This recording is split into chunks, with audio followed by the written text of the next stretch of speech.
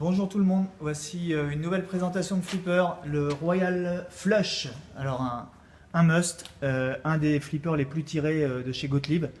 Je pense que tout le monde a joué dessus. Étant jeune, c'est vraiment le flipper qu'on retrouvait dans énormément de bars. Personnellement, je suis pas fan, mais il faut dire que c'est quand même un flipper mythique et qu'il a des bons côtés. Alors le thème là, c'est vraiment les cartes. Alors le thème hyper décliné chez Gottlieb, chez Williams, chez Bally, les jeux de cartes. Et là en plus, on a un magicien façon Mandrake avec chapeau haute forme, une pépé éblouie derrière qui n'en peut plus tellement les tours sont intéressants. Et voilà un backglass pour ce modèle-là qui est très bien conservé. Souvent les backglass des Royal Flush avaient tendance, le rouge avait tendance à passer pour donner un rose un peu pâle. C'est dommage, celui-ci est en très bel état. On a un plateau totalement asymétrique, on reviendra tout à l'heure sur les fonctions. Et puis voilà, on reprend sur les côtés, sur les caisses, le thème des cartes avec le roi et la reine qui encadrent les quatre faces. Alors je vous propose tout de suite de rentrer dans le vif du sujet pour le jeu. Donc la bille en fait débouche sur deux possibilités en fonction de la force avec laquelle on la lance.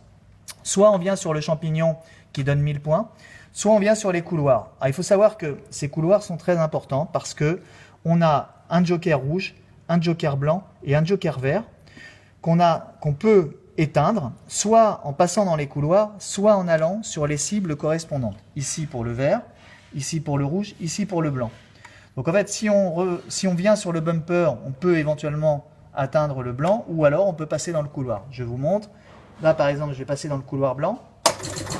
Ça allume tout de suite le fait que ici, dans ce trou où on y reviendra tout à l'heure, on a le couloir blanc qui est allumé ainsi que les couloirs latéraux qui donnent 3000 points au lieu de 500.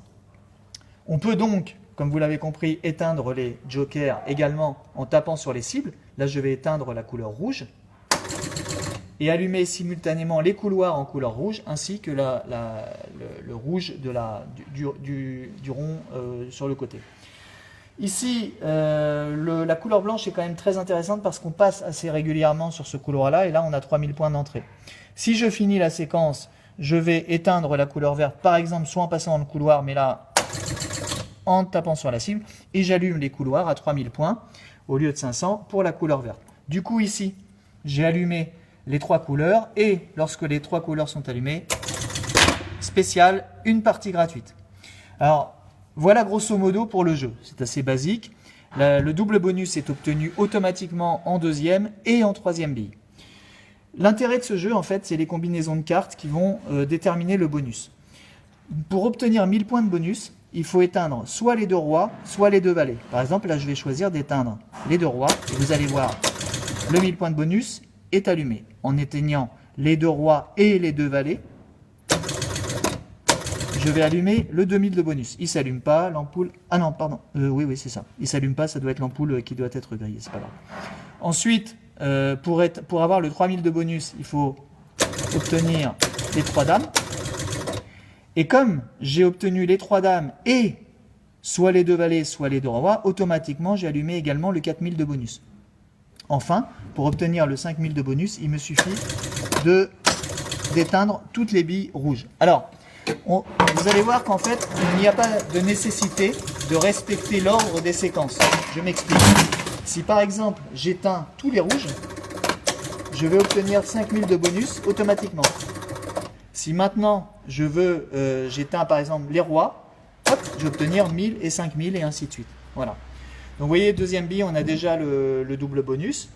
Et ma foi, ce que je regrette un petit peu sur ce flipper, mais c'est à chaque fois la même chose lorsqu'il y a un open gate, c'est-à-dire qu'au lieu de perdre la bille sur le côté droit, ça permet de récupérer la bille ici, et donc il n'y a pas d'extra balle. Ce que je regrette, parce que l'extra balle, c'est quand même ce qui permet d'améliorer les scores. Donc l'open gate, c'est obtenu, je vous le rappelle, en passant sur le couloir latéral ici. Voilà, vous savez tout sur le le Royal Flush. Et nous allons maintenant faire une petite partie, au moins une bille, en tout cas avec vous. Donc là, j'éteins le couloir vert. Donc j'allume en fait la capacité d'avoir 3000 points en passant dans les couloirs verts. J'aurais dû remettre toutes les cartes à zéro, c'est pas grave. Alors, il y a un autre petit inconvénient, je trouve, à ce jeu, c'est qu'en fait, les cartes, une fois lorsqu'elles sont abattues, elles ne remontent pas. C'est un petit peu dommage. Voilà, vous savez tout sur le Royal Flush. Merci et puis à bientôt pour une nouvelle présentation.